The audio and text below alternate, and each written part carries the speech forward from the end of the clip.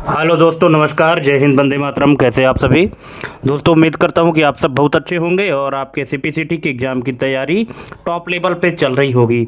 दोस्तों, जितने भी एमसीक्यू हम दे रहे हैं, जितने भी वीडियोज दे रहे हैं सीपीसीटी की एग्ज़ाम की तैयारी के लिए, ये सभी एमसीक्यू मोस्ट इम्पोर्टेंट हैं। इसलिए आप किसी भी एमसीक्यू को स्किप मत करिएगा और पुरानी जो भी वीडियोज हैं उन सब की लिंक मैं अपने इस वीडियो के डिस्क्रिप्शन में डाल दूँगा, आप वहाँ से भी देख सकते हैं। और दोस्तों, अगर आप चैनल में पहली बार आए हैं तो प्लीज़ चैनल को सब्सक्राइब करके बेल आइकन प्रेस कर लीजिएगा, क्योंकि हम आपके लिए जो सीपीसीटी एग्ज़ाम की तैयारी के लिए वीडियो है वो डेली लाते रहेंगे। ठीक है, तो चलिए देरी ना करते हुए शुरू करते हैं। जैसा कि स्क्रीन में पहला क्वेश्चन आप देख रहे हैं, एस रैम में डेटा किस सिद्धांत पर स्टोर होता है? जो एस रैम होता है, स्टैटिक रैम। ठीक है, रैम आपको पता होगा कि दो प्रकार का होता है, एक स्टैटिक रैम होता है, दूसरा डायनेमिक रैम होता है। तो एस रैम में जो डेटा है तो किस सिद्धांत पर स्टोर होता है? Capacitor charge, magnetic polarity, flip flop state या ऑप्टिकल पिट? तो इसका करेक्ट आंसर हो जाएगा option number C, flip flop state. दोस्तों, जो एस रैम में डेटा होता है वो फ्लिप फ्लॉप स्टेट में स्टोर होता है। नेक्स्ट क्वेश्चन है, डी रैम में प्रत्येक बिट किससे बनी होती है? जो डी रैम होता है, डायनेमिक रैम है, तो इसमें प्रत्येक बिट किससे बनी होती है? तो ये बनी होती है दोस्तों एक ट्रांजिस्टर और एक कैपेसिटर से। ऑप्शन नंबर बी इसका करेक्ट आंसर हो जाएगा। ये आपको ध्यान रखना है, जितने भी क्वेश्चन है सभी मोस्ट इंपॉर्टेंट क्वेश्चन है। ठीक है, और आपको एग्जाम के हिसाब से क्वेश्चन के कॉन्सेप्ट को समझना है, रटना नहीं है। ठीक है, चलिए नेक्स्ट क्वेश्चन है, एस रैम की तुलना में डी रैम का मुख्य दोष क्या है? तो इसका मुख्य दोष है ऑप्शन नंबर सी, रिफ्रेश की आवश्यकता। क्योंकि इसमें रिफ्रेश की आवश्यकता ज़्यादा होती है, ठीक है, एस रैम की तुलना में डी रैम में। ठीक है, डी रैम चूँकि डायनेमिक रैम है, डायनेमिक रैंडम एक्सेस मेमोरी, तो इसमें जो रिफ्रेश करने की आवश्यकता है वो ज़्यादा होती है, यही इसकी एक कमी है। नेक्स्ट क्वेश्चन है, कैश मेमोरी में सामान्यतः किस प्रकार की रैम का उपयोग होता है? D RAM, R D RAM, S D RAM या एस रैम? तो इसका करेक्ट आंसर क्या होगा? अगर आपको पता है तो कमेंट करिएगा, और नहीं पता है तो देख लीजिए। इसका करेक्ट आंसर हो जाएगा option number D, S RAM. जो कैश मेमोरी होती है तो इसमें सामान्यतः एस रैम यूज होती है, यानी स्टैटिक रैम यूज होती है। नेक्स्ट है, रोम में डेटा को बदला क्यों नहीं जा सकता? यहाँ पे आप क्वेश्चन है कि जो रोम होता है, जिसका फुल फॉर्म है रीड ओनली मेमोरी, मतलब उसके डेटा को सिर्फ रीड किया जा सकता है, तो उसके डेटा को हम जानते हैं कि बदला नहीं जा सकता, लेकिन क्यों, इसका रीज़न क्या है?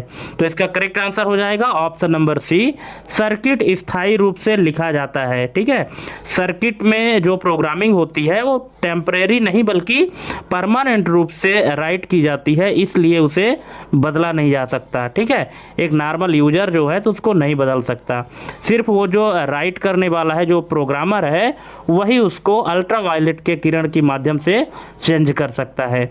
नेक्स्ट है, पी रोम को प्रोग्राम करने के बाद क्या किया जा सकता है?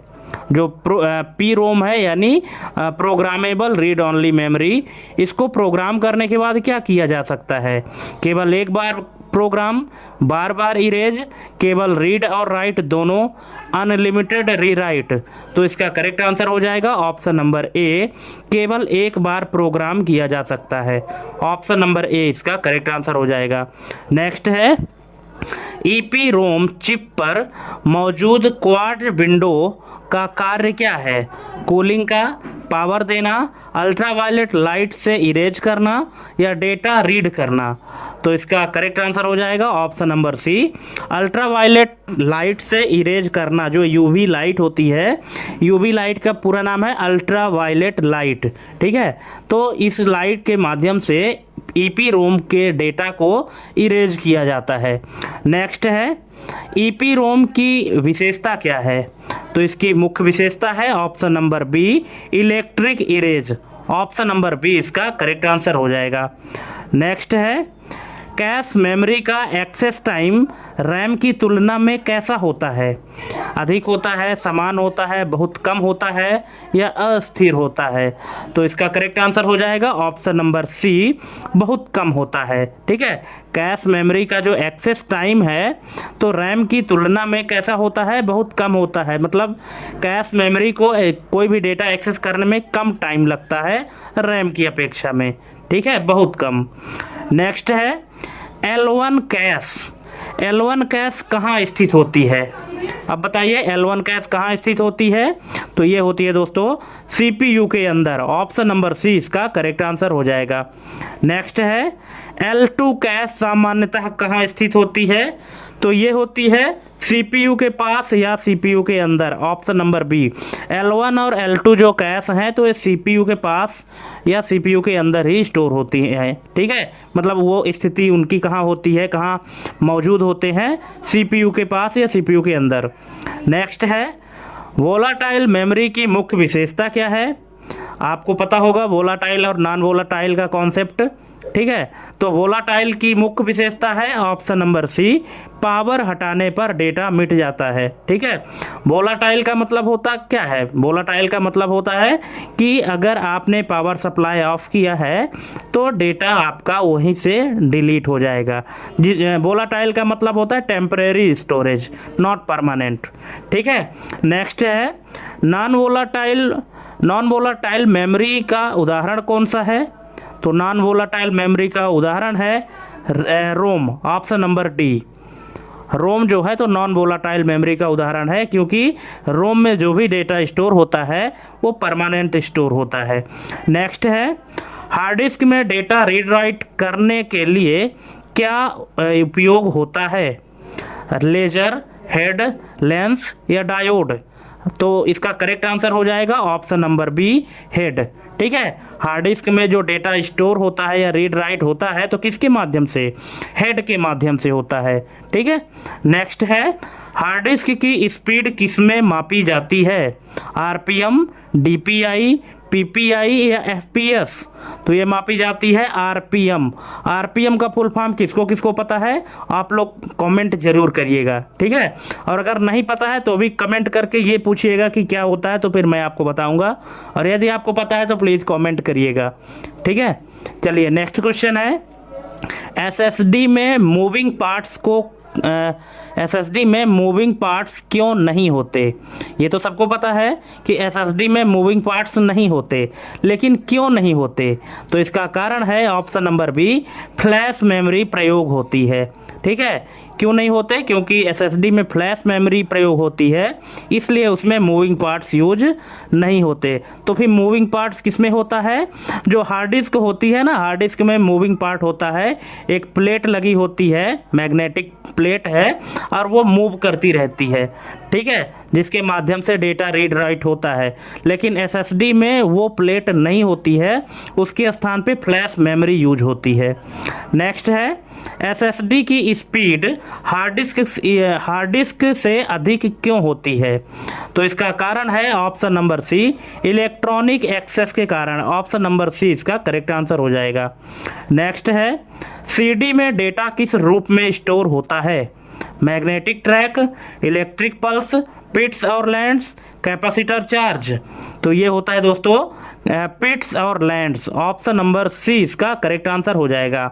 जो सीडी में डेटा स्टोर होता है वो पिट्स और लैंड्स के फॉर्मेट में होता है। ऑप्शन नंबर सी इसका करेक्ट आंसर हो जाएगा। नेक्स्ट है डीवीडी में सीडी की तुलना में अधिक स्टोरेज क्यों होता है? आपको पता होगा कि जो डीवीडी की स्टोरेज कैपेसिटी है तो सीडी की अपेक्षा अधिक होती है। ठीक है, लेकिन ऐसा क्यों? तो इसका रीज़न क्या है?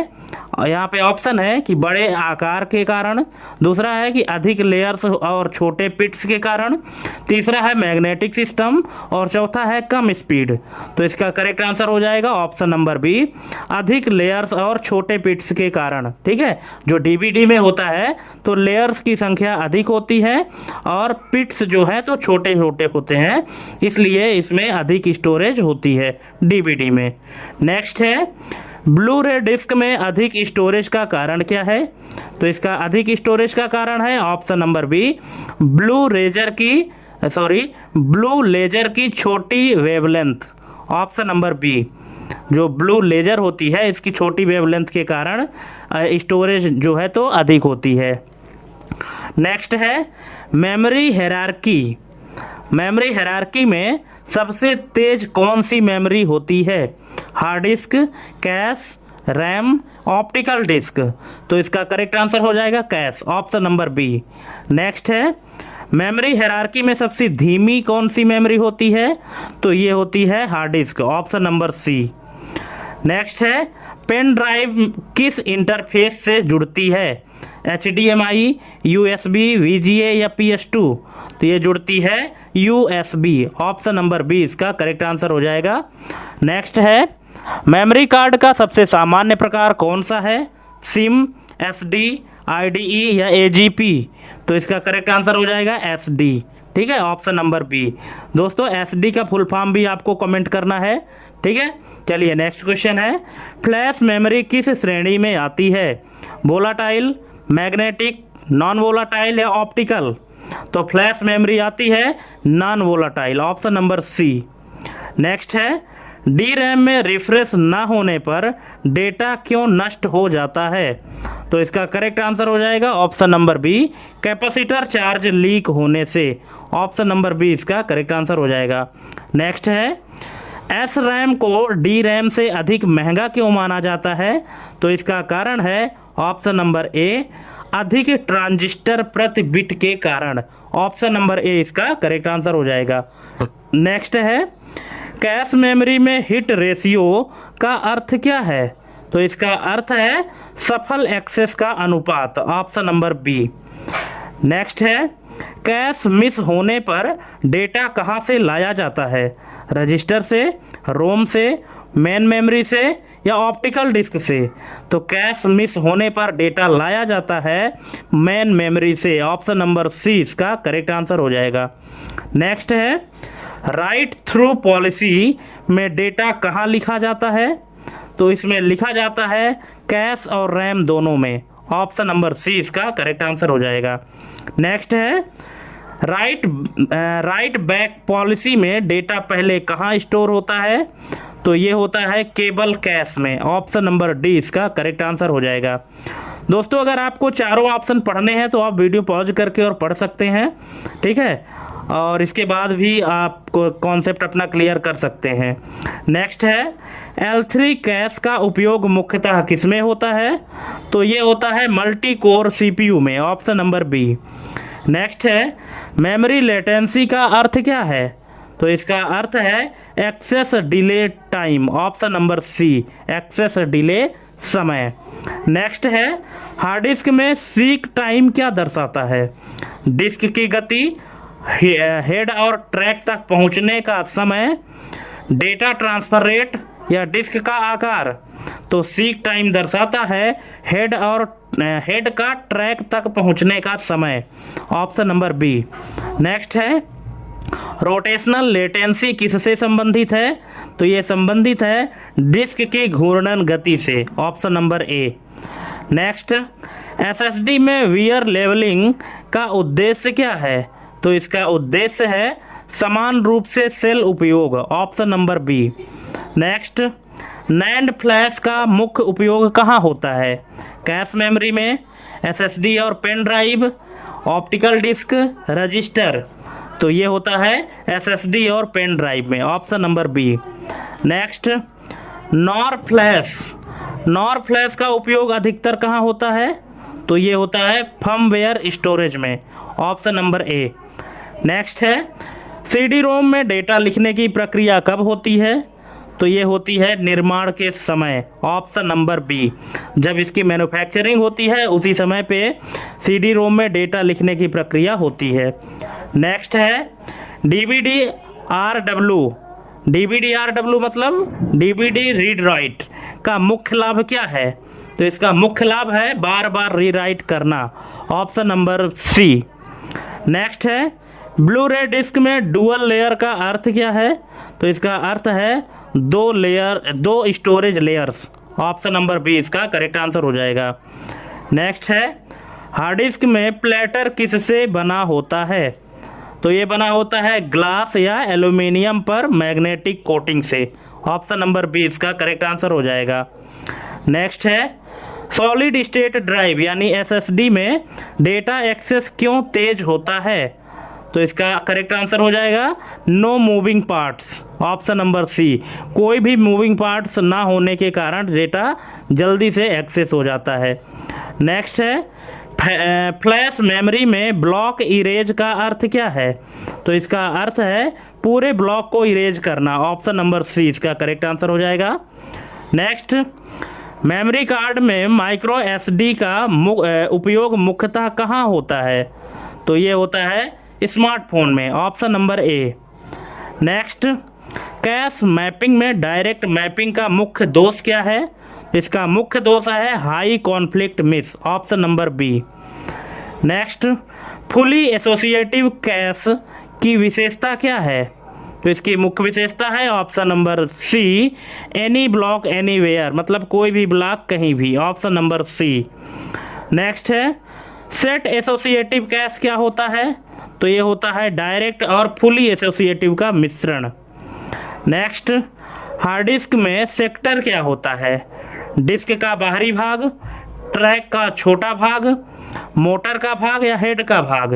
तो दोस्तों हार्ड डिस्क में सेक्टर होता है ट्रैक का छोटा भाग। Option number B. ठीक है, जो ट्रैक बना होता है गोला गोला, ठीक है, उसका छोटा सा भाग सेक्टर कहलाता है।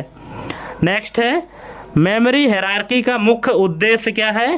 तो इसका मुख्य उद्देश्य है स्पीड और कॉस्ट का संतुलन। ऑप्शन नंबर सी इसका करेक्ट आंसर हो जाएगा। नेक्स्ट है डी रैम में रिफ्रेश साइकिल का नियंत्रण कौन करता है? एएलयू, मेमोरी कंट्रोलर, कैश या बायोस? तो ये करता है दोस्तों memory controller. Option number B इसका करेक्ट आंसर हो जाएगा। नेक्स्ट है एस रैम में बिट को स्थिर रखने के लिए कितने ट्रांजिस्टर सामान्यतः उपयोग होते हैं? 2, 4, 8 या 6? तो ये यूज होते हैं ऑप्शन नंबर डी 6। नेक्स्ट है डी रैम की तुलना में एस रैम का मुख्य लाभ क्या है? तो इसका मुख्य लाभ है रिफ्रेश की आवश्यकता नहीं। Option number C. S RAM में क्या होता है? रिफ्रेश करने की आवश्यकता नहीं होती है। ये आपको ध्यान रखना है। क्यों? क्योंकि एस रैम में डेटा क्या होता है? स्टैटिक होता है, यानी फिक्स होता है, जबकि डी रैम में रिफ्रेश करने की आवश्यकता होती है। नेक्स्ट है कैश कोहेरेंस। कैश कोहेरेंस समस्या कब उत्पन्न होती है? सिंगल कोर सीपीयू में, हार्ड डिस्क में, प्रिंटर में या मल्टी कोर सीपीयू में? तो ये उत्पन्न होती है option number D multi core CPU में। ऑप्शन नंबर डी इसका करेक्ट आंसर हो जाएगा। नेक्स्ट है right allocate. Right allocate policy में कैश मिस होने पर क्या होता है? तो ये होता है डेटा कैश में लाया जाता है। Option number B. Next, no write allocate policy में कैश मिस होने पर क्या होता है? तो ये होता है डेटा सीधे मेन मेमोरी में लिखा जाता है। ऑप्शन नंबर बी इसका करेक्ट आंसर हो जाएगा। नेक्स्ट है कैश रिप्लेसमेंट में LRU का अर्थ क्या है? तो इसका अर्थ है least recently used. Option number C इसका करेक्ट आंसर हो जाएगा, लीस्ट रिसेंटली यूज्ड। दोस्तों फुल फॉर्म आपको याद रखना है क्योंकि एग्जाम में पूछ देता है। नेक्स्ट है हार्ड डिस्क में ट्रैक क्या होता है? डिस्क का केंद्र, सर्कुलर पाथ, हेड का भाग या मोटर का भाग? तो ये होता है circular path. Option number B. Hard disk में जो ट्रैक होता है वो क्या होता है? सर्कुलर पाथ होता है। नेक्स्ट है सिलेंडर का अर्थ हार्ड डिस्क में क्या है? तो इसका अर्थ है सभी प्लेटर्स के समान track. Option number B. Next, SSD में ट्रिम कमांड का उद्देश्य क्या है? तो इसका उद्देश्य है अनयूज्ड ब्लॉक्स को पहचानना। Option number A. Next, flash memory में पेज क्या होता है? सबसे बड़ा यूनिट, रीड राइट का यूनिट, इरेज का यूनिट या कैश ब्लॉक? तो ये होता है रीड राइट का unit. Option number B. Next है फ्लैश मेमोरी में इरेज किस यूनिट में होता है? फ्लैश मेमोरी में इरेज किस यूनिट में होता है? बिट में, बाइट में, पेज में या ब्लॉक में? तो ये होता है ब्लॉक। ऑप्शन नंबर डी इसका करेक्ट आंसर हो जाएगा। नेक्स्ट है, ऑप्टिकल डिस्क में डेटा पढ़ने के लिए क्या उपयोग होता है? Magnetic head, electric probe, laser beam या कैपेसिटर? तो दोस्तों ऑप्टिकल डिस्क में जो डेटा पढ़ने के लिए यूज होता है वो होता है laser beam. Option number C. Next है, सीडी की सामान्य स्टोरेज कैपेसिटी लगभग कितनी होती है? तो ये होती है 700 MB। ऑप्शन नंबर ए इसका करेक्ट आंसर हो जाएगा। नेक्स्ट है, डीवीडी सिंगल लेयर की सामान्य कैपेसिटी कितनी होती है? तो ये होती है 4.7 GB। Option number C. Next है, ब्लू-रे सिंगल लेयर की सामान्य कैपेसिटी कितनी होती है? तो ये होती है 25 GB। ऑप्शन नंबर सी। जो ब्लू-रे सिंगल लेयर की सामान्य कैपेसिटी है तो वो 25 GB की होती है। नेक्स्ट है, SSD में SLC का अर्थ क्या है? Single level cell, static level cell, solid level chip या सिंगल लॉजिक सेल? तो इसका फुल फॉर्म होता है SLC का, वो होता है single level cell. Option number ए।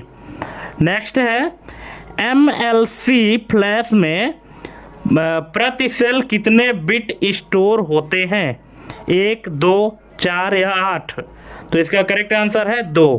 ठीक है, तो दोस्तों ये आप देख लीजिए कि MLC होता क्या है। MLC का मतलब एक ऐसा सेल जो 2 बिट डेटा होल्ड कर सके। यह SLC यानी सिंगल लेवल सेल से सस्ता होता है, लेकिन TLC से थोड़ा महंगा और तेज होता है। ठीक है, यहाँ पे आप MLC को थोड़ा सा और डिटेल में समझ सकते हैं। नेक्स्ट है कि TLC फ्लैश में प्रति सेल कितने बिट्स स्टोर होते हैं? तो ये होता है दोस्तों 3। Option number C. इसको भी थोड़ा समझ लीजिए कि TLC मतलब ट्रिपल लेवल सेल। ठीक है, अब यहाँ पे ट्रिपल यानी इसमें प्रति सेल 3 बिट्स डेटा स्टोर होता है। आजकल के ज़्यादातर सामान्य पेन ड्राइव और बजट SSD में यही तकनीक इस्तेमाल होती है जो TLC है। ठीक है, ट्रिपल लेवल सेल, ये आपको ध्यान रखना है।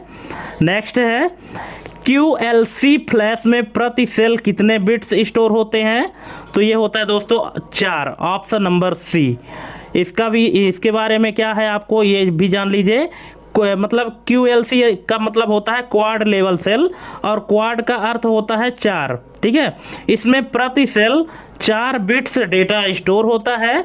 इसकी स्टोरेज क्षमता बहुत ज़्यादा होती है, लेकिन इसकी लिखने की जो गति है, जो राइटिंग स्पीड है और लाइफ बाकी सेल्स की तुलना में थोड़ी कम होती है। ठीक है, तो इसका करेक्ट आंसर यहाँ पे हो जाएगा 4। ठीक है, ट्रिपल जो है तो कितना 3 बिट स्टोर करती है, और MLC जो है तो 2 बिट करती है। ठीक है, और ये जो QLC है तो 4 बिट करती है, ये आपको ध्यान रखना है। नेक्स्ट है, हार्ड डिस्क में कंट्रोलर का मुख्य कार्य क्या है? तो इसका मुख्य कार्य है डेटा रीड राइट नियंत्रित करना। Option number B. नेक्स्ट है, कैश मेमोरी का आकार सामान्यतः रैम की तुलना में कैसा होता है? बड़ा, समान, छोटा या अनंत? तो इसका करेक्ट आंसर है छोटा। Option number C. नेक्स्ट है, मेमोरी बैंडविड्थ क्या दर्शाती है? मेमोरी की size, data transfer rate, memory type या मेमोरी कॉस्ट? तो ये दर्शाती है data transfer rate. Option number B. जो मेमोरी बैंडविड्थ है तो बैंडविड्थ का मतलब क्या है? Transfer rate. ठीक है, जैसे इंटरनेट का बैंडविड्थ होता है, डेटा बैंडविड्थ होता है ना, तो इंटरनेट में भी बैंडविड्थ स्पीड चेक किया जाता है कि जो स्पीड है वो क्या है। ठीक है, तो मेमोरी बैंडविड्थ का मतलब है data transfer rate. Option number B. Next है, हार्ड डिस्क में एक्चुएटर आर्म। ठीक है, हार्ड डिस्क में एक्चुएटर आर्म का कार्य क्या होता है? तो इसका काम होता है हेड को ट्रैक पर ले जाना। Option number B. नेक्स्ट है, मेमोरी हायरार्की में रजिस्टर का स्थान कहाँ होता है? तो ये होता है सबसे ऊपर और तेज। ठीक है, जो रजिस्टर होता है अगर मेमोरी की जो हायरार्की बनाई जाती है, एक सीक्वेंस बनाया जाता है, तो उसमें जो रजिस्टर होता है तो इसका स्थान सबसे ऊपर होता है। क्यों? क्योंकि रजिस्टर जो है तो सबसे तेज होता है। ऑप्शन नंबर सी इसका करेक्ट आंसर हो जाएगा। नेक्स्ट है, वर्चुअल मेमोरी का मुख्य आधार कौन सी मेमोरी होती है? तो ये होती है hard disk. Option number C, क्योंकि जो वर्चुअल मेमोरी का निर्माण होता है तो वो हार्ड डिस्क से ही होता है। नेक्स्ट है, पेजिंग में पेज टेबल कहाँ स्टोर होती है? कैश, एसएसडी, रोम या मेन मेमोरी? तो इसका करेक्ट आंसर है main memory, option number D. ठीक है, जो पेज टेबल होता है तो मेन मेमोरी यानी रैम में स्टोर होता है। नेक्स्ट है, पेज फॉल्ट कब होता है? तो ये होता है जब पेज मेन मेमोरी में ना हो। ऑप्शन नंबर बी, जब पेज मेन मेमोरी में ना हो तब उसे पेज फॉल्ट कहा जाता है। नेक्स्ट है, टीएलबी का मुख्य कार्य क्या है? तो इसका मुख्य कार्य है एड्रेस ट्रांसलेशन तेज करना। ऑप्शन नंबर ए। दोस्तों यहाँ पे आप समझ लीजिए थोड़ा सा टीएलबी के बारे में कि जब सीपीयू को कोई डेटा चाहिए होता है तो वह पेज टेबल जो कहाँ बनता है? रैम में, को चेक करता है। रैम तक बार बार जाना धीमा होता है, इसलिए टीएलबी एक छोटा कैश जैसा होता है जो हाल ही में इस्तेमाल हुए एड्रेस मैपिंग को स्टोर कर लेता है। इससे अगली बार सीपीयू को एड्रेस ढूंढने के लिए रैम में नहीं जाना पड़ता, जिससे प्रोसेस तेज हो जाती है। ठीक है, जो उसका रिसेंट में यूज हुआ होता है तो ये क्या करता है? स्टोर कर लेता है, कैश जैसा होता है टीएलबी। ठीक है, तो उसके एड्रेस को स्टोर कर लेता है, इसलिए बार बार रैम तक जाने की ज़रूरत नहीं होती है। तो इसका करेक्ट आंसर हो जाएगा एड्रेस ट्रांसलेशन तेज करना, ऑप्शन नंबर ए। नेक्स्ट है, टीएलबी किस प्रकार की मेमोरी होती है? तो ये होती है एसोसिएटिव मेमोरी। ठीक है, इसके बारे में भी थोड़ा सा जान लीजिए, यहाँ पे आप वीडियो पॉज करके पढ़ सकते हैं। ठीक है, कि सामान्य मेमोरी में हम लोकेशन देते हैं और डाटा मिलता है, लेकिन एसोसिएटिव मेमोरी में क्या कहते हैं? एसोसिएटिव मेमोरी में हम कंटेंट देते हैं और या पूरी मेमोरी में एक साथ सर्च करके उसका फिजिकल एड्रेस बता देती है। यह बहुत ही फास्ट सर्चिंग तकनीक है, इसलिए टीएलबी में इसी तकनीक का उपयोग किया जाता है। ठीक है, नेक्स्ट है, कैश मेमोरी में टैग का उपयोग क्यों होता है? तो इसका करेक्ट आंसर है डेटा पहचानने के लिए, ऑप्शन नंबर बी। नेक्स्ट है, राइट बफर का उपयोग किस लिए होता है? तो ये होता है राइट डिले कम करने के लिए, option number B. Next, D RAM में रिफ्रेश रेट अधिक होने पर क्या प्रभाव पड़ता है? तो ये पड़ता है पावर कंजम्पशन बढ़ता है, ऑप्शन नंबर बी। अगर डी रैम में रिफ्रेश रेट अधिक हो रहा है तो इसका मतलब है पावर कंजम्पशन बढ़ रहा है। नेक्स्ट है, हार्ड डिस्क में डेटा ट्रांसफ़र रेट किस पर निर्भर करता है? Disk colour, monitor type, RAM size या आरपीएम और डेंसिटी? तो ये डिपेंड करता है आरपीएम और डेंसिटी पर। ठीक है, ऑप्शन नंबर डी। नेक्स्ट है, एसएसडी में गार्बेज कलेक्शन का उद्देश्य क्या है? तो इसका उद्देश्य है फ्री ब्लॉक्स बनाना, ऑप्शन नंबर बी। नेक्स्ट है, ओवर प्रोविजनिंग एसएसडी में क्यों किया जाता है? तो ये किया जाता है वियर लेवलिंग सुधारने के लिए, option number C. Next, optical disk में एरर करेक्शन का मुख्य उद्देश्य क्या है? तो इसका मुख्य उद्देश्य है डेटा एक्यूरेसी बनाए रखना, ऑप्शन नंबर ए। नेक्स्ट है, CDRW में रीराइट किस तकनीक से संभव होता है? तो ये संभव होता है फेज चेंज मटेरियल से, option number B. Next, Blu ray में प्रोटेक्टिव लेयर पतली क्यों होती है? तो इसका रीजन है लेजर फोकस सुधारने के लिए, option number D. Next, flash memory में प्रोग्राम इरेज साइकिल क्या दर्शाता है? स्पीड, साइज, वोल्टेज या लाइफ टाइम? तो ये दर्शाता है life time, option number D. Next है, एसएसडी में कंट्रोलर का कार्य क्या है? तो इसका कार्य है डेटा मैनेजमेंट करना, ऑप्शन नंबर बी। नेक्स्ट है, कैश लाइन का अर्थ क्या है? तो इसका अर्थ है कैश का block size, option number B. Next, memory interleaving का उद्देश्य क्या है? इसका उद्देश्य है पैरेलल एक्सेस बढ़ाना, ऑप्शन नंबर ए।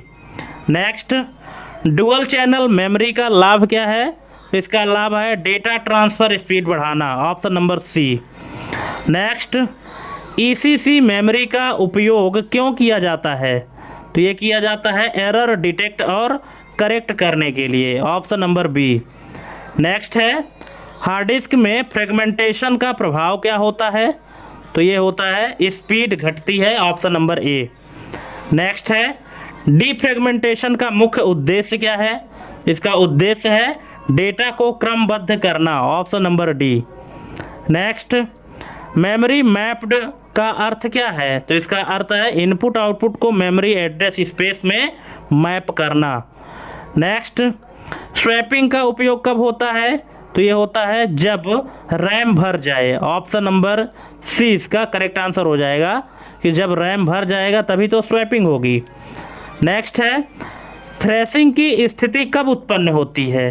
तो ये उत्पन्न होती है जब बहुत अधिक पेज फॉल्ट्स हों, ऑप्शन नंबर बी इसका करेक्ट आंसर हो जाएगा। तो दोस्तों 100 क्वेश्चन कंप्लीट होते हैं यहाँ पे। अब अगर आपको कोई क्वेरी है, कुछ आपको पूछना है तो आप कमेंट करके पूछ सकते हैं, ठीक है। थैंक्स फॉर वाचिंग हमारी एक कंप्लीट वीडियो देखने के लिए। और अगर वीडियो अच्छी लगी हो तो प्लीज़ चैनल को भी सब्सक्राइब करना ना भूलें और देखते रहिए, सीखते रहिए, तैयारी करते रहिए। आज के लिए बस इतना ही, मिलते हैं अपने अगले वीडियो में एक नई जानकारी के साथ। तब तक के लिए जय हिंद, वंदे मातरम।